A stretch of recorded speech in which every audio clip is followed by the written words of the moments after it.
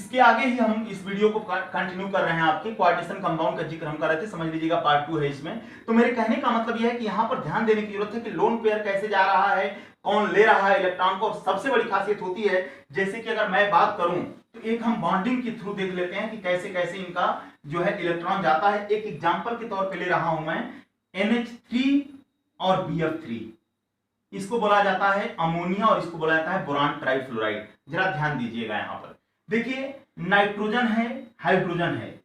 आपको अच्छी तरह पता है कि अमोनिया में नाइट्रोजन और हाइड्रोजन के बीच शेयरिंग होती है इलेक्ट्रॉनों की, और जब शेयरिंग होती है तो याद रखिएगा नाइट्रोजन के पास एक लोन पेयर बच जाता है। यही कहानी को पूरी करेगा, यानी जो हमारे पास ये लोन पेयर आ रहा है, यही लोन पेयर जो होगा कोऑर्डिनेशन बॉन्डिंग बनाने का काम करेगा। और याद रखिएगा कोऑर्डिनेशन बॉन्डिंग बनाने के लिए यही आपका जिम्मेदार है। ये कहीं ना कहीं जाकर के देखिए, कोई भी बॉन्डिंग बने, चाहे वो कोऑर्डिनेशन बॉन्डिंग हो, चाहे आपका कहने का मतलब यह है कि कोवेलेंट बॉन्डिंग बन रही हो या आयनिक बॉन्डिंग बनी, सबका मकसद यही रहता है कि कहीं ना कहीं हम अपने आउटर सेल में 8 इलेक्ट्रॉन पूरी करें। ये भूख कम भी हो सकती है, भूख ज्यादा भी हो सकती है। तो मेरे कहने का मतलब यह है कि अगर हम बात करें NH3 और BF3 में, अब जरा दूसरी तरफ आइए, दूसरी तरफ आइए। यहां पर बोरान है, यहां पर फ्लोरीन है, यहां पर भी भैया क्या है, फ्लोरीन है। यानी मेरे कहने का मतलब ये होता है कि आप पहले इलेक्ट्रॉनिक कॉन्फ़िगरेशन कर लीजिए बोरान का एटॉमिक नंबर 5 होता है।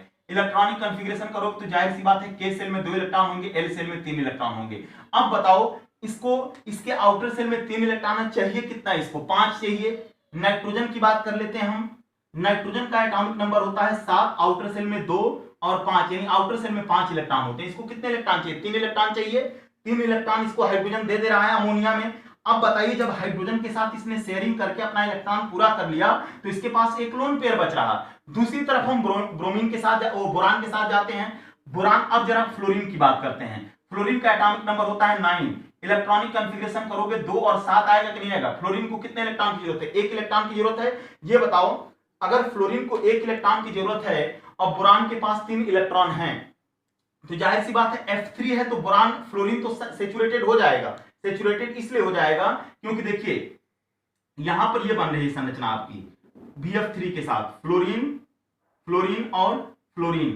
अब जरा ध्यान दो, इसमें BF3 में अगर हम बात करेंगे तो 7 इलेक्ट्रॉन तो इसके पास होता ही है। 1 इलेक्ट्रॉन इसने लिया, फ्लोरीन का काम क्लियर। इसके पास भी 7 इलेक्ट्रॉन, 1 इलेक्ट्रॉन इससे लिया, इसका भी काम कंप्लीट। इसके पास भी 7 इलेक्ट्रॉन होता है, 1 इलेक्ट्रॉन यहां से शेयरिंग किया, इसका भी काम कंप्लीट। यानी फ्लोरीन का तो काम कंप्लीट हो जा रहा है। लेकिन अब जरा ब्रोमीन पे देखिए, मैंने आपसे कहा था एक सिंगल बॉन्डिंग बनने में 2 इलेक्ट्रॉन काम आते हैं, एक सिंगल बॉन्डिंग बनने में 2 इलेक्ट्रॉन काम आते हैं, एक सिंगल बॉन्डिंग बनने में 2 इलेक्ट्रॉन काम आते हैं, 3 सिंगल बॉन्डिंग बने 3 दूनी 6, यानी बोरान के पास भैया 6 ही इलेक्ट्रॉन तो जा रहा है। अब ये बताइए, जब बोरान के पास 6 इलेक्ट्रॉन जा रहा है, इसका मतलब इसके पास 2 इलेक्ट्रॉन की कमी है कि नहीं है।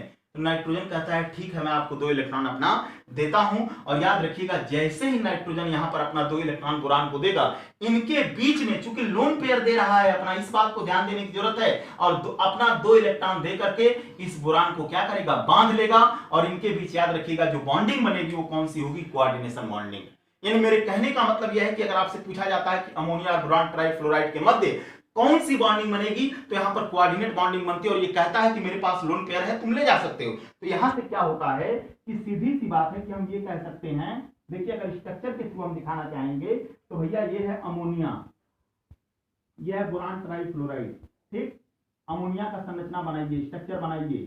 ये बना लिया मैंने, ये बना लिया भैया बोरान का, F F और F। अब आप खुद देखिए, नाइट्रोजन के पास एक लोन पेयर है, इनके पास 2 इलेक्ट्रॉन की कमी है। लोन पेयर किसके पास जाएगा, बोरान के पास। यानी कहीं ना कहीं नाइट्रोजन ने अपना क्या किया, नाइट्रोजन ने बोरान के साथ मिलकर के कौन सी बॉन्डिंग बनाई है, उपसर्ग से ओजी बंध बनाया है। और ये कह रहा है कि मैं तुम्हें अपना लोन पेयर दे रहा हूं, लेकिन मुझसे बाहर तुम नहीं जाओगे। ये कहानी यहां पर शुरू होती है। तो मेरे कहने का मतलब ये होता है कि कभी भी अगर आपसे पूछा जाएगा, ये बताइए कोऑर्डिनेट बॉन्डिंग के दौरान कौन सा यहां पर क्या मेन रूप से होता है, तो याद रखिएगा लोन पेयर जाता है। और आप लोगों ने देखा कि NH3 में नाइट्रोजन और हाइड्रोजन के साथ जब शेयरिंग हुई है तो नाइट्रोजन का तो ऑक्टेट पूरा हो चुका है, हाइड्रोजन भी भैया 1-1 इलेक्ट्रॉन पा चुका है, ये भी संतृप्त है, नाइट्रोजन भी सेचुरेटेड है। और नाइट्रोजन के पास अपना एक लोन पेयर बच जाता है। लेकिन बोरान उस समय देखिए बिल्कुल खत्म हो चुका है, क्योंकि बोरान के पास 6 ही इलेक्ट्रॉन बच रहे हैं। After the sharing of the fluorine, fluorine से शेयरिंग करने के बाद इसके पास 6 इलेक्ट्रॉन चाहिए, कितने, इसको 8 चाहिए। इसने क्या किया, इनसे कहा कि भैया 2 इलेक्ट्रॉन दे दो। ये कहता है मैं तुम्हें 2 इलेक्ट्रॉन अपना दूंगा, मैं अपना लोन पेयर तुम्हें दे रहा हूं, लेकिन मुझे छोड़ के जाओगे नहीं। और याद रखिएगा यहीं पर बन जाता है आपका कौन सी बॉन्डिंग, कोऑर्डिनेशन बॉन्डिंग बनेगी। और याद रखिएगा कोऑर्डिनेशन बॉन्डिंग जहां पर बनती है उसे ही बोला जाता है उपसा संयोजी बंध। तो इस प्रकार से NH3 और BF3 के मध्य कोऑर्डिनेशन बॉन्डिंग बन जाती है और NH3 और BF3 एक उपसा संयोजी यौगिक होते हैं। तो मैंने क्या कहा था, जब कोई सेंट्रल एटम किसी नेगेटिव आयन या किसी उदासीन परमाणु से जुड़ जाता है तो याद रखिएगा वहां पर संकुल यौगिक बनता है। और संकुल यौगिक बनने का मतलब, कोऑर्डिनेशन बॉन्डिंग बनने का मतलब कि लोन पेयर जाएगा, लोन पेयर जाने के बाद दूसरी तरफ लोन पेयर लिया जाएगा और उसका ऑक्टेट कंप्लीट किया जाएगा। इस प्रकार NH3 और BF3 के मध्य एक कोऑर्डिनेशन बॉन्डिंग बन जाती है। फिर आगे हम इसके आगे कल आपसे चर्चा करेंगे आगे आने वाले वीडियो में। Thank you.